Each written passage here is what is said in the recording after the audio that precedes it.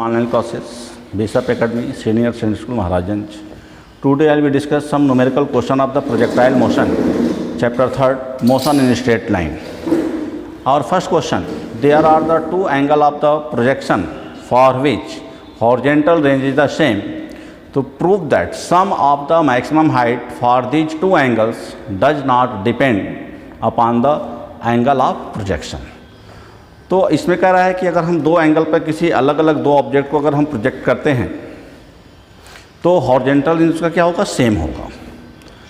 तो अब इसमें कह रहा है कि prove that the sum of the maximum height of this two angles does not depend on the angle of projection. यानी उस केस में हाइट के लिए हमारा एंगल ऑफ प्रोजेक्शन उसके लिए रिस्पॉन्सिबल नहीं है. तो अगर हम ऐसे में आते हैं तो अब इसके सोल्यूशन पाते हैं. तो सोल्यूशन पे लिखते हैं suppose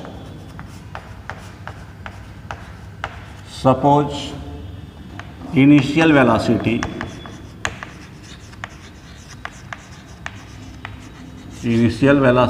is u and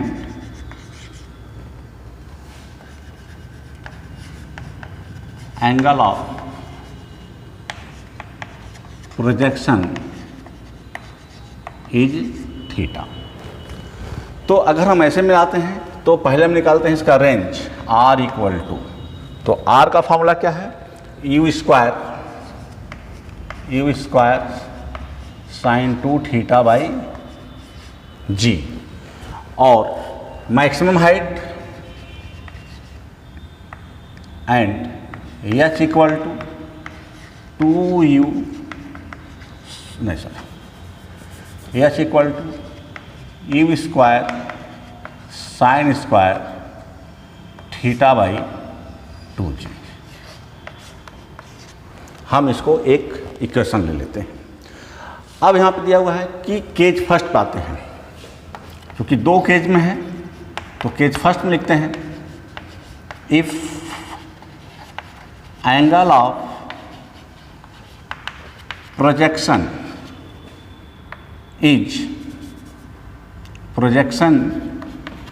is alpha. यानी पहले पार्टिकल को हम अल्फ़ा एंगल पर अगर प्रोजेक्ट करते हैं तो ऐसे केज में r की वैल्यू रेंज को r1 से और हाइट को डिनोटेड, यानी रेंज के लिए हम r1 लिखेंगे और हाइट के लिए h1 लिखेंगे. तो अगर हम यह डिनोटिंग कर रहे हैं तो ऐसे केज में हमारा फार्मूला हो जाएगा r1 equal to u square sine 2 alpha by ji and h1 equal हो जाएगा u square sine square alpha by 2g. ये हमारा इक्वेशन नंबर फर्स्ट हो गया. ठीक. अब यहाँ पर अब हम केज सेकेंड में आते हैं. तो केज सेकेंड के लिए हम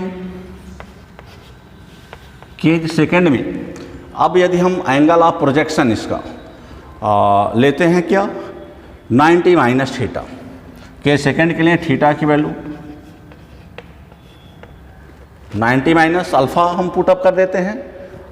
तो 90 माइनस जब अल्फ़ा हम पुटअप करेंगे तो रिप्रेजेंटेशन रेंज के लिए हम लिखते हैं r2 और हाइट के लिए लिखते हैं h2. ये हमारा इसका डिनोटिंग पॉइंट हो गया. तो अब इस केज में अगर हम डिनोट करते हैं तो अब यहाँ पे फॉर्मूला आएगा r2 equal to u square sine 2 in bracket 90 minus alpha by g, और h2 के लिए आ जाएगा u square sine square 90 minus alpha by 2g. अब यहाँ पे जो हमारा केज और कंडीशन जो अप्लाई हो रहा है, तो जब हम 2 से इसको मल्टीप्लाई करें तो हो जाएगा 180 माइनस 2 अल्फ़ा हो जाएगा.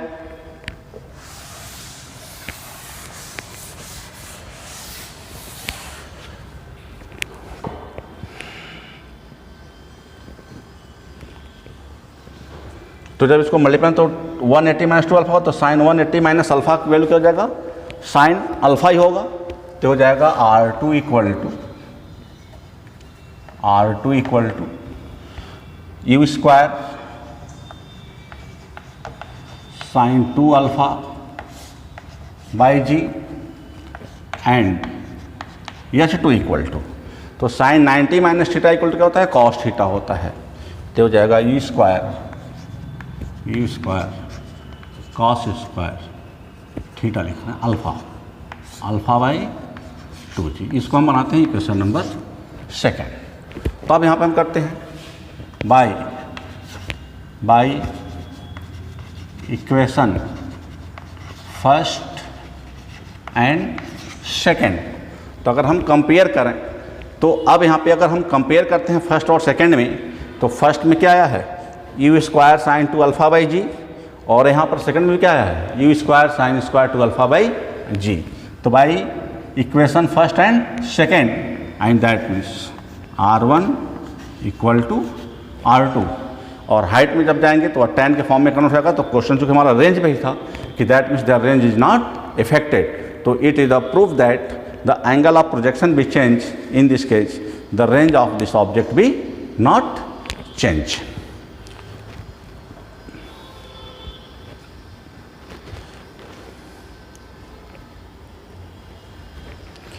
इसके बाद का हमारा जो क्वेश्चन आ रहा है वो है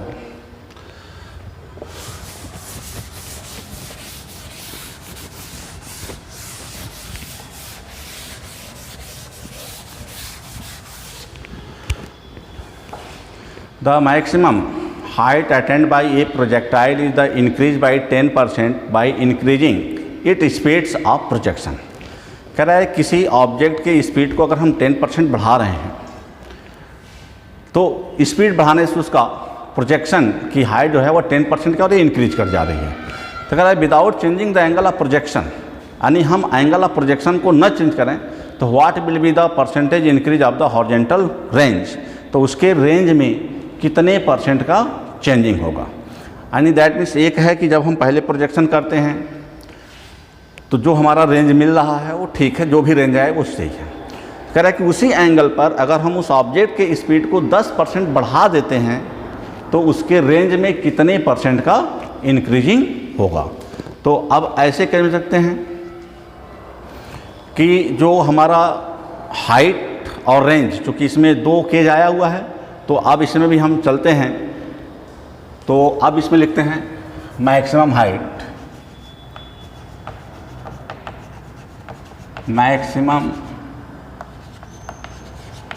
maximum height of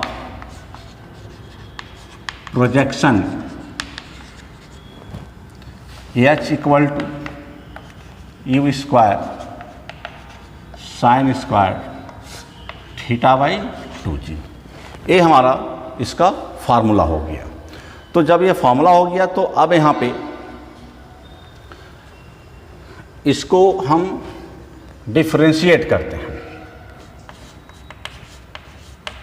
differentiate both side with respect to speed में आते हैं, तो ये हो जाएगा डेल्टा H इक्वल टू, तो डेल्टा H इक्वल टू जब हम निकालेंगे तो हो जाएगा 2u डेल्टा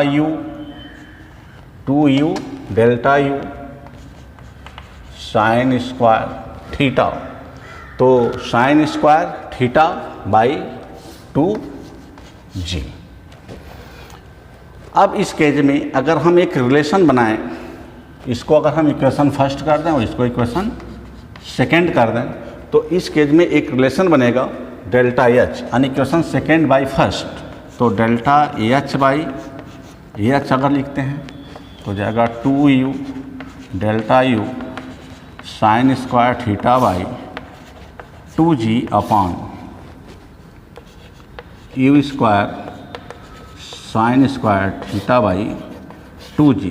तो 2g से 2g कैंसिल हो जाएगा, साइन स्क्वायर से साइन स्क्वायर कैंसिल हो जाएगा, एक u से यहाँ पर एक u कट जाएगा, तो ये आ जाएगा हमारा 2 डेल्टा u बाई u।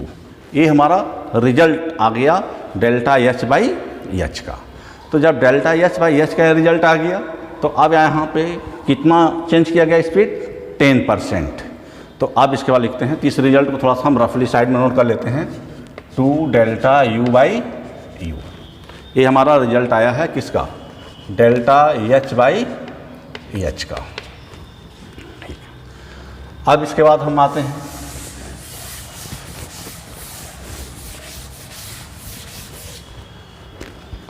लिखते हैं इंक्रीजिंग वेलोसिटी,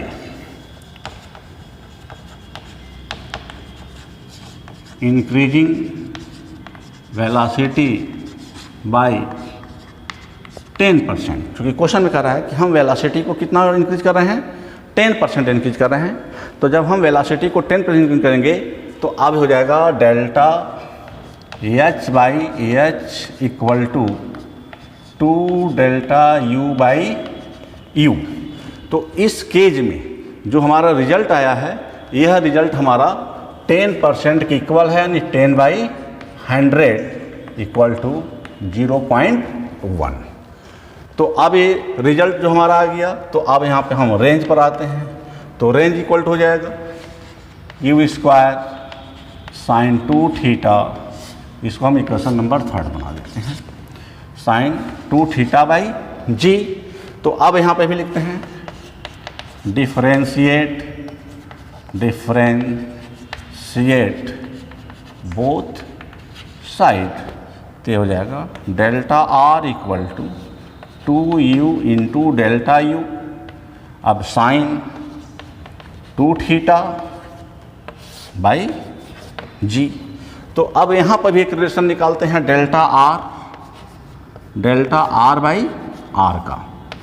तो डेल्टा बाई आर का जब आर से रिलेशन निकालेंगे तो जी से जी कट जाएगा, साइन का साइन से कैंसिल हो जाएगा, तो रिजल्ट आ जाएगा 2u delta U by you square. तो ये भी कट जाएगा, तो हो जाएगा 2 डेल्टा यू बाई यू। अब यहाँ लिखते हैं बाई इक्वेशन 3, तो ये हो जाएगा delta R by R equal to, चूँकि यहाँ पर 2 डेल्टा यू अपॉन यू की वैल्यू 0.1 आ चुका है, तो हो जाएगा 0.1। अब इसका हम जब परसेंटेज निकालेंगे तो अब ये आ जाएगा इंक्रीजिंग परसेंट,